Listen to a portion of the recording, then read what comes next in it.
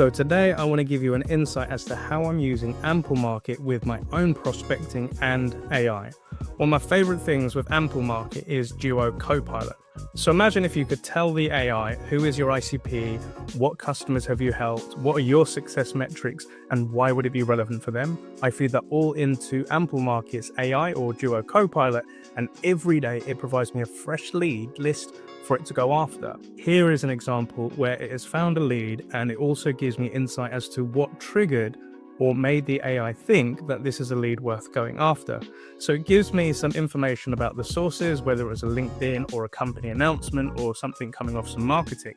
But then it creates a recommended outbound sequence already built for me without me having to do any of the heavy lifting.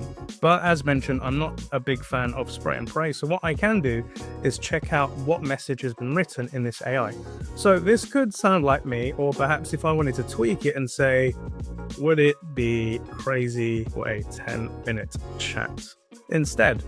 So again, I can ensure that this is all good before it goes out. And again, I can do this with all the other messaging, but perhaps I've got content on YouTube or customer testimonials. It will pick those things based on the person that it's sending it to and add this automatically into the email.